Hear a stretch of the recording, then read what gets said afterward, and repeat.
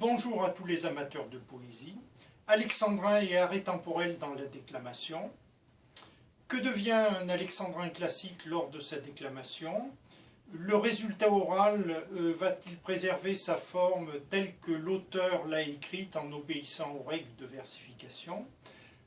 Qu'en sera-t-il notamment à l'occasion d'éventuels arrêts temporels qui auront été surajoutés pour des raisons d'ordre expressif?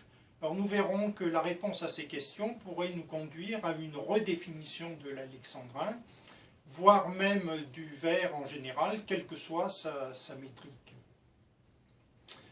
Pour mener cette réflexion, nous allons choisir un exemple, ce sera le monologue de Trazimène dans l'acte 5 de Phèdre, Racine, interprété par Jean Chevrier de la Comédie Française.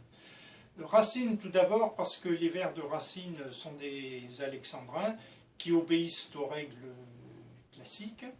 En second lieu, il nous semble que Jean Chevrier a introduit une puissance expressive très, très grande dans ce monologue.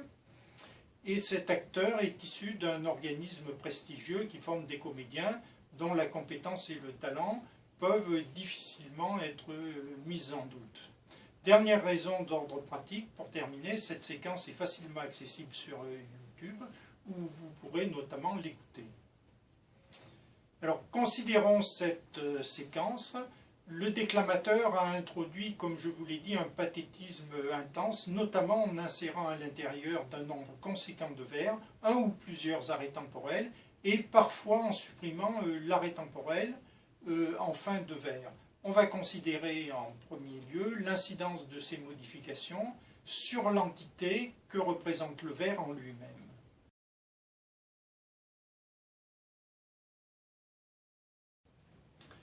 Arrêt temporel et intégrité du vers.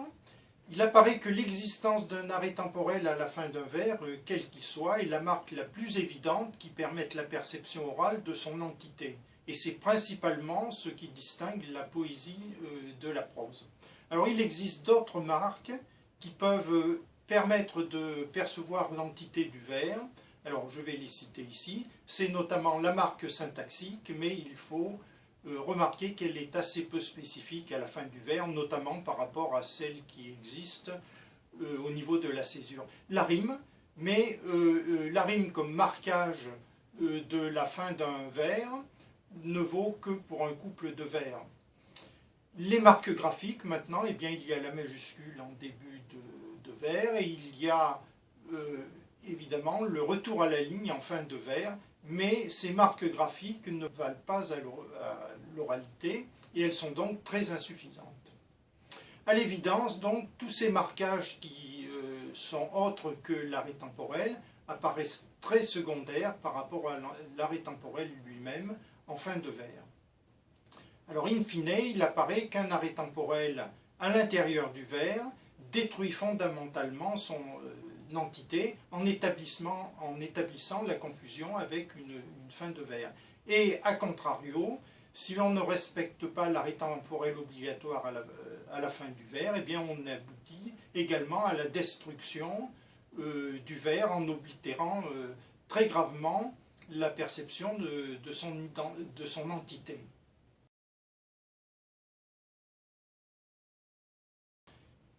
Rétrospective maintenant par rapport à notre exemple de déclamation, c'est-à-dire le monologue de Trazimène. Eh bien, après le traitement déclamatoire, que va-t-il rester des alexandrins classiques écrits par Racine? Alors, qu'est-ce que l'on obtient? Dans ce monologue, on obtient une alternance de vers réguliers balancés, qui sont parfaitement normaux, et de pseudo-alexandrins qui vont être brisés par des arrêts temporels expressifs, en général 1 ou 2 ou même 3, qui ces alexandrins, pseudo-alexandrins, ne correspondent plus à des alexandrins réels, ni même à des dodécasyllabes. Alors en définitive, nous allons avancer la théorie suivante, selon laquelle une déclamation qui introduit des arrêts temporels à l'intérieur des vers peut s'interpréter comme une réécriture en poésie libre à partir d'un texte en alexandrin. Voyons quelques exemples. Si je prends l'alexandrin suivant, l'onde approche, se brise et vomit à nos yeux. Cela correspond en réalité à 3 vers en poésie libre. L'onde approche, se brise et vomit à nos yeux. De même, si vous considérez l'alexandrin suivant, répond en gémissant à ce cri redoutable, eh bien c'est comme si vous aviez 2 hexasyllabes, répond en gémissant à ce cri redoutable.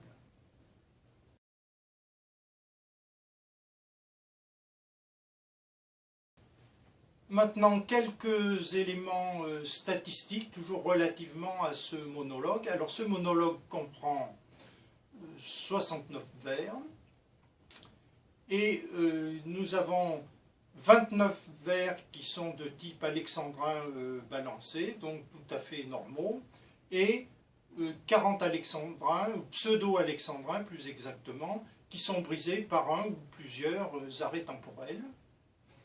Et on constate également 4 vers qui ne se terminent pas par un arrêt temporel.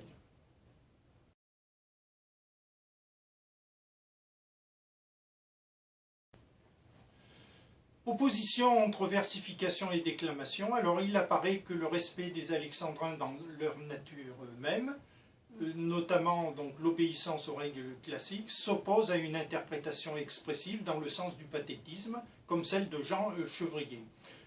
Cependant, nous convenons par ailleurs que cette déclamation est une réussite. Alors, est-ce que l'on doit sacrifier une telle interprétation par égard pour l'écrivain qui a fourni un travail donc conséquent afin de créer des alexandrins qui sont quasiment parfaits? Ça veut dire qu'on serait dans l'obligation d'adopter une déclamation qui serait absolument régulière, qui serait monotone, à base d'accents toniques qui permettent de remplacer les ponctuations.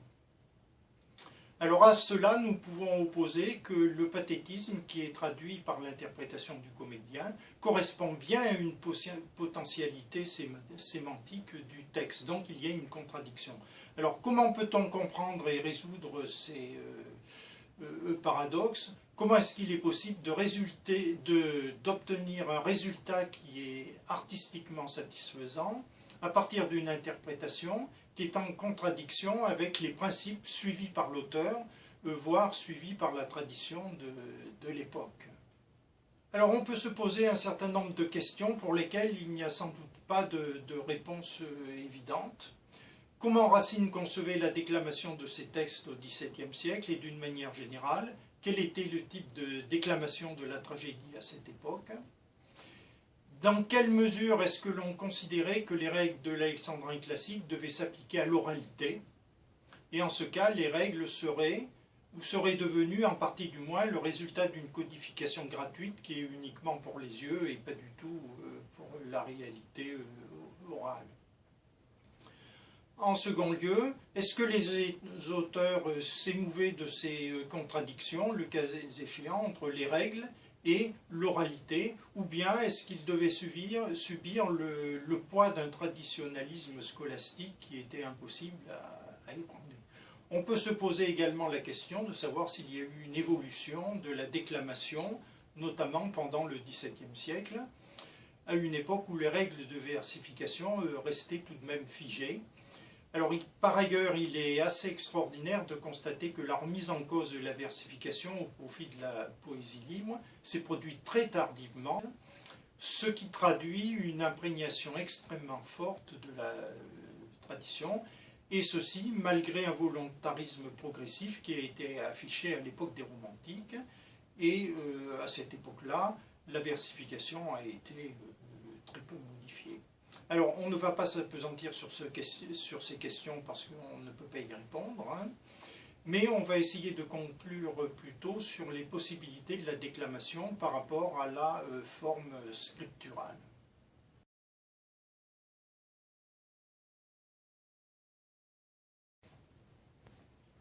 Les 2 modes de déclamation.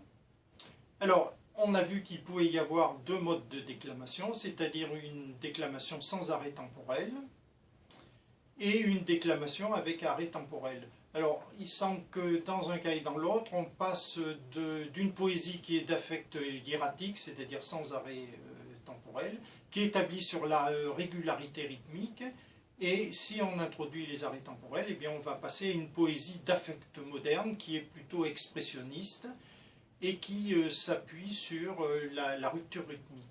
Donc, ces deux possibilités de déclamation eh bien, correspondent au passage d'une poésie versifiée classique à une poésie libre, mais qui serait masquée par la pérennité de la forme scripturale qui est restée archaïque. Alors, comment comprendre cette propension à une régularité rythmique telle qu'on la rencontre dans toutes les formes poétiques classiques et surtout peut-être même dans la poésie antique qui obéit à une codification extrêmement rigoureuse. Alors nous dirons d'une manière générale que toute régularité répétitive, en particulier rythmique, crée un effet plus ou moins lancinant qui est susceptible de générer chez l'auditeur une sorte d'euphorisation qui va l'hypnotiser. Et c'est probablement sur cet effet que s'appuient les poésies à scansion traditionnelles, comme la poésie grecque ancienne, mais aussi la plupart des musiques folkloriques, et encore même certains aspects de la musique baroque au début du XVIIIe siècle. Alors on peut y rajouter des formes plus modernes comme le rap ou certaines formes du slam qui évoluent selon un rythme régulier lent, et on constate que ces formes modernes telles que le rap, le slam, finalement s'apparentent aux formes rhapsodiques de la poésie ancienne, c'est-à-dire une association entre le rythme, la poésie et la musique. Voilà, ça correspond à une sorte de récitatif qui est plus ou moins psalmodié. Paradoxalement, cette régularité rythmique peut engendrer en même temps une poésie qui traduit un affect hiératique, sévère, qui peut être profond, rigoureux, une sorte d'état d'insensibilité émotionnelle. On remarquera que les effets artistiques évoluent souvent entre ces deux extrêmes que sont la régularité et la diversité, et chacune peut engendrer une euphorisation spécifique, et ce serait le cas d'une poésie qui comporte une majorité de vers à scansion classique et de vers susceptibles d'introduire des arrêts temporels, c'est-à-dire leur décomposition en vers plus courts. Merci de m'avoir écouté.